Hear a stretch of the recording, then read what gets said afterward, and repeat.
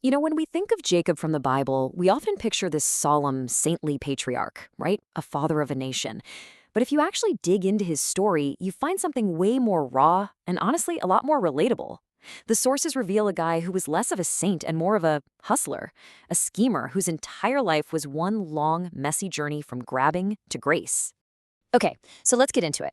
What we're going to do here is track Jacob's incredible transformation.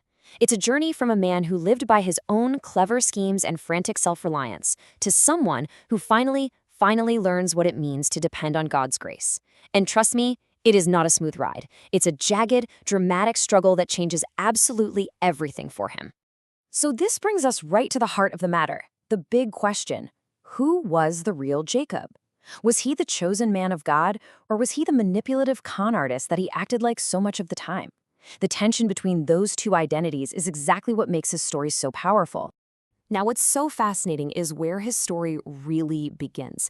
It's not with his first lie or his first scheme. No, to really get Jacob, you have to go back before he ever made a single choice, good or bad.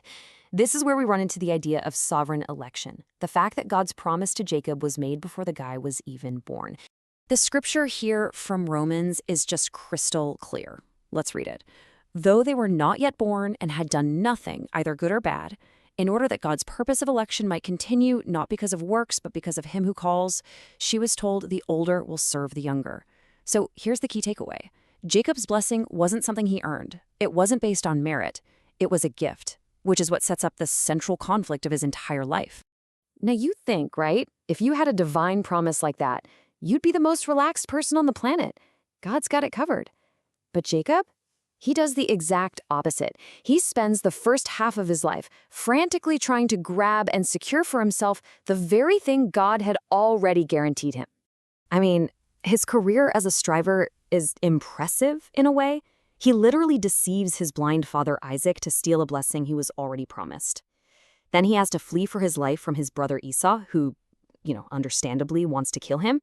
And later, he even resorts to this weird folk magic with sticks to build his wealth. It's just a clear pattern of impatience and a total lack of trust in God's timing. So after he runs away from Esau, he has that super famous dream about a ladder to heaven. God shows up and repeats his promise to protect him.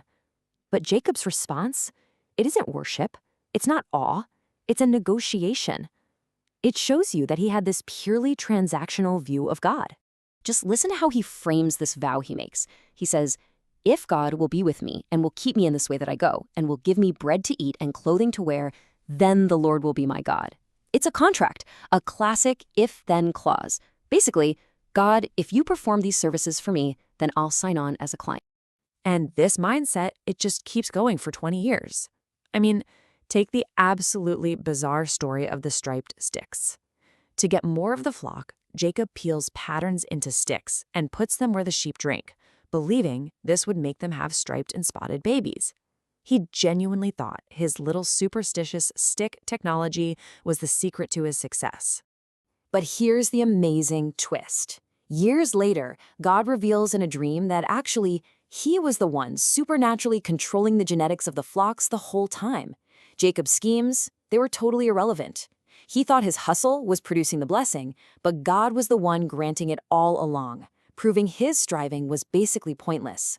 So after 2 decades of this, things are building to a crisis. Jacob is finally heading home, and that means he has to face Esau. And all of a sudden, his cleverness and his wealth mean nothing. For the first time, we hear this radical shift in how he talks. In a moment of pure terror, he prays, I am unworthy of the least of all the deeds of steadfast love and all the faithfulness that you have shown to your servant. You can just feel it. His self-reliance is finally starting to crumble. And that prayer brings us to the climax of his entire story. He's alone. He's sent his family away. He's just waiting in the dark, terrified of the brother he wronged so many years ago. And it's here, in this darkness, that he has this mysterious, violent encounter that is going to break him and remake him forever. He's attacked in the dark, and he wrestles this stranger all night long to a complete stalemate. Jacob is strong, but then his opponent just touches his hip, and the joint is instantly dislocated. In one moment, his strength, his leverage, his ability to fight or run, it's all gone. His fight to overpower his enemy becomes a desperate cling just to survive. And it's in this moment of total weakness that his opponent asks, "What is your name?" And he has to confess it. "Jacob, I am the heel grabber. I am the deceiver."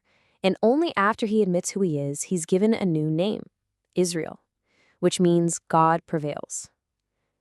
This is it. This is the shift. From his old identity as a schemer to his new one as a man who has truly wrestled with God.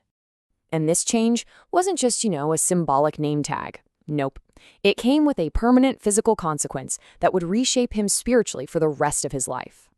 Jacob walks away from that fight with a limp. Just think about that. Every single step for the rest of his days required support. That injury became a constant, physical sermon, reminding him every day that his own strength was gone and that he had to rely on someone else to even move forward. So the big question is, did this actually change him? Absolutely.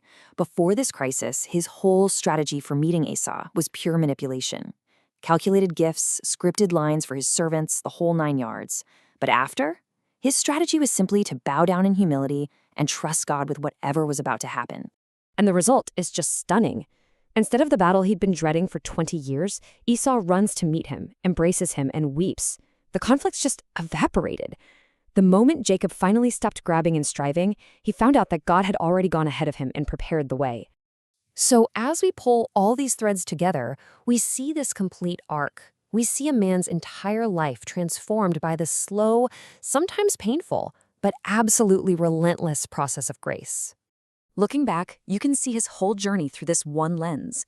Grace chose him before he was even born. Grace preserved him through all his years of deception. Grace prospered him not because of his tricks, but in spite of them. Then, at the river, grace broke him. And through that breaking, grace matured him into a man who limped, but who also finally truly trusted. The lesson of his entire messy life really comes down to this single, powerful truth.